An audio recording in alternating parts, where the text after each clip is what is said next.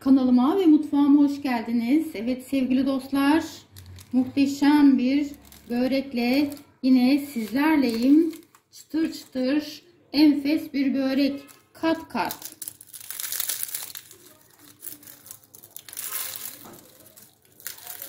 Evet, buyurun bu muhteşem böreğimizin yapım aşamalarına birlikte geçelim. Hamurumuz için suyumuzu alıyoruz.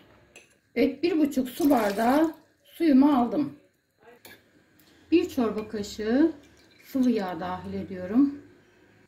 1 tatlı kaşığı da tuzumu dahil ettim. Unumu dahil ediyorum.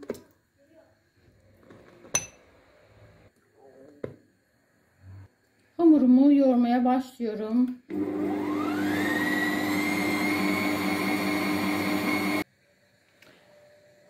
Hamurum gördüğünüz gibi çok aşırı sert de değil, çok aşırı yumuşak da değil.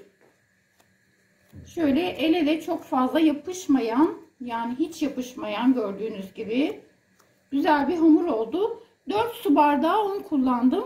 20 dakika dinlendireceğiz böyle. Hamurum 20 dakika bekledi.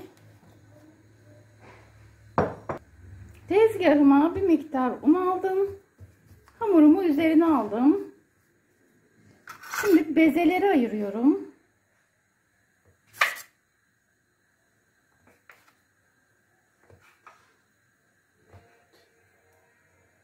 Ayırdığımız bezeler irili ufaklı olabilir. Onları eşleştireceğiz.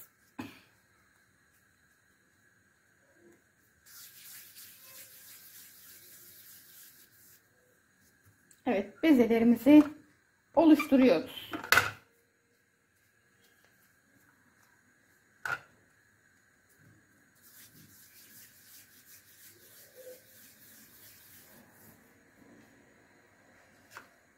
Evet, bezelerimi hazırladım. Altına bir miktar unu değdiriyorum ya da şöyle un serpiyorum. Her iki şekilde de olur. Kenara alıp üzerini kapatıp bir 15-20 dakikada böyle bekleteceğim. 15 dakika ya da 20 dakika bekleyebilirsiniz. Ben 20 dakika bekledim. Şimdi bir tatlı tabağı büyüklüğünde açıyorum. Tabii ki un kullanıyorum bu aşamada.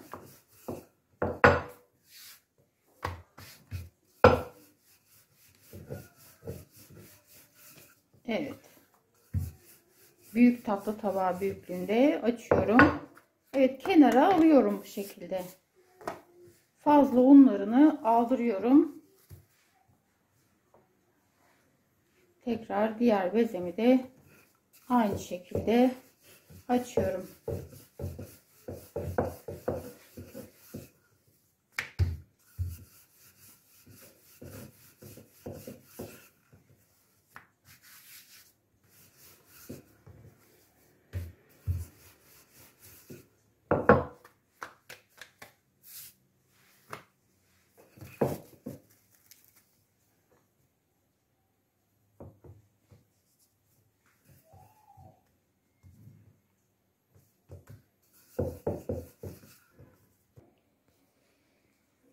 Bezelerimizin tamamını açtık. Şimdi tabağımızın tabanını yağlıyoruz. Sıvı yağla.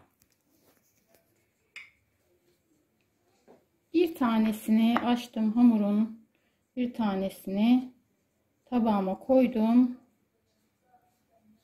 Hiç boşluk kalmayacak şekilde yağlıyorum.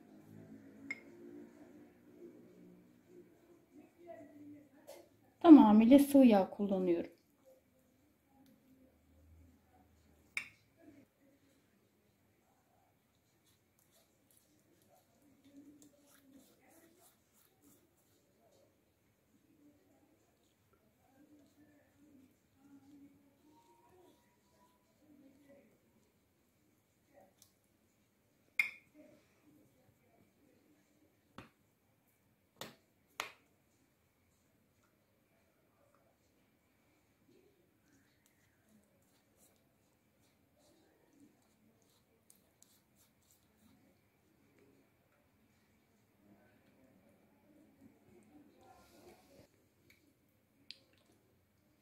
Evet, tamamını böyle yağladık. Şimdi üzerini kapatacağız. Yarım saat dolapta bekleyeceğiz.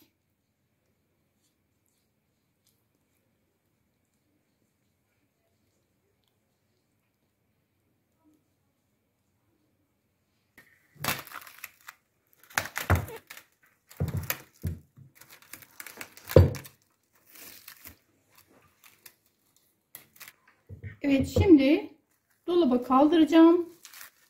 Normal buzdolabının normal bölümüne koyacağım. Yarım saat bekleyeceğim. Evet, hamurumuz dolapta beklerken biz malzemelerimizi hazırlayalım. Bir tane soğanımızı doğradık. 2 çorba kaşığı zeytinyağı kattık. Sıvı yağ da kullanabilirsiniz. Bir miktar kavuracağız. Evet, yeterince kavurdum. Şimdi hemen ocaktan alıp başka bir tabağa bırakacağım. Bir an önce soğuması gerekiyor.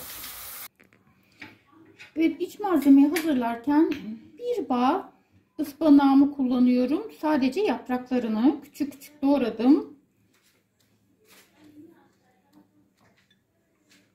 Şöyle 50 gram kadar da beyaz peynirim var. Onu karıştırıyorum iyice. Evet, iyice karıştırdım. Evet, işleme başlarken öncelikle tezgahımı bir miktar yağlıyorum.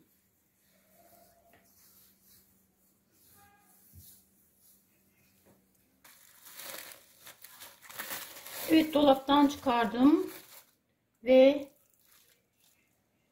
ilk hamurumdan açmaya başlıyorum.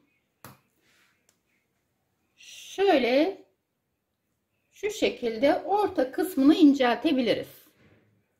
Bu bize kolaylık sağlar.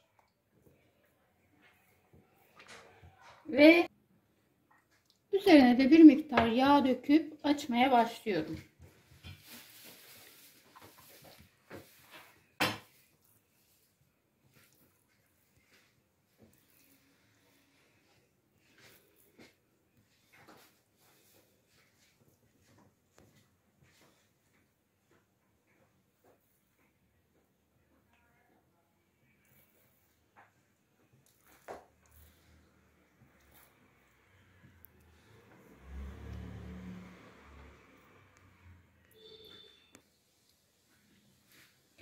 Gördüğünüz gibi hamurum çok güzel. Kendiliğinden dokunduğunuz an açılıyor. Rahat rahat istediğiniz böreği yapabiliyorsunuz bununla.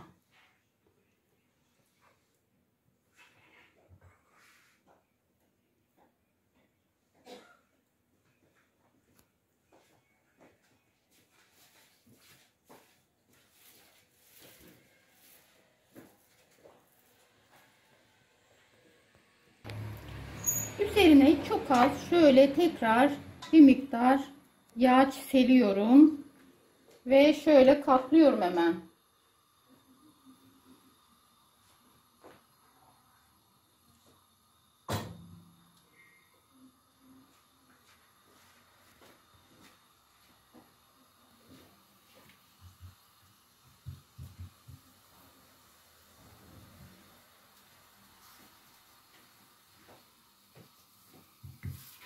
Diğer tarafı da bunun üzerine getiriyorum.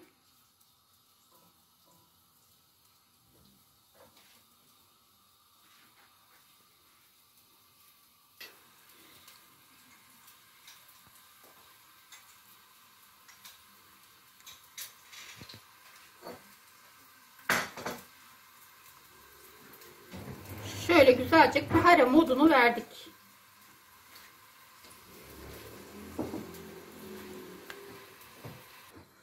Evet, bu şekilde kare modunu verdik. Hemen şöyle şu mesafede ortayı bulmaya çalışıyoruz. Milim farkı çok önemli değil. Bakın şöyle bir kestik. Evet.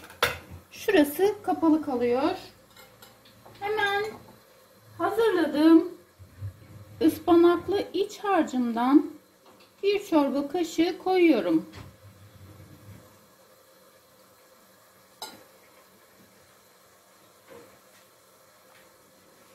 Şöyle katladım.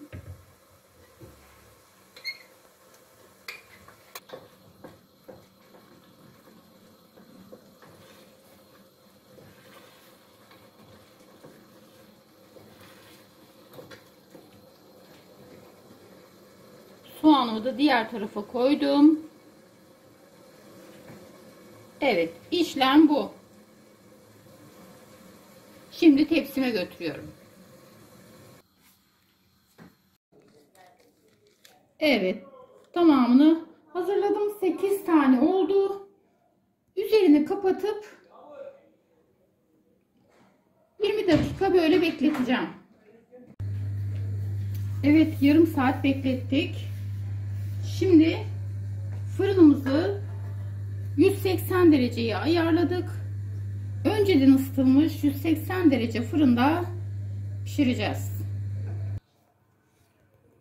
Evet, çıktı fırından böreğimiz. Gördüğünüz gibi altı üstü şahane pişti. Bu arada şunu da belirteyim. Pişirmeden bu böreği derin dondurucuda haftalarca, aylarca tutabilirsiniz. Pişirmeden önce 15 dakika önce çıkarıp üzerine yağlayıp önceden ısıtılmış 180 derecelik fırında pişirdiğinizde yeni hazırlanmış börek gibi oluyor. Evet, şöyle çıtırtısını duyun. Görüyorsunuz, pul pul dökülüyor. Evet, kat kat olan güzel böreğimizi yapacak, yiyecek olanlara sağlıklı, afiyet olsun. Keyfiniz hep yerinde olsun. Bizi izlemeye devam edin. Yeni tariflerimizden haberiniz olsun.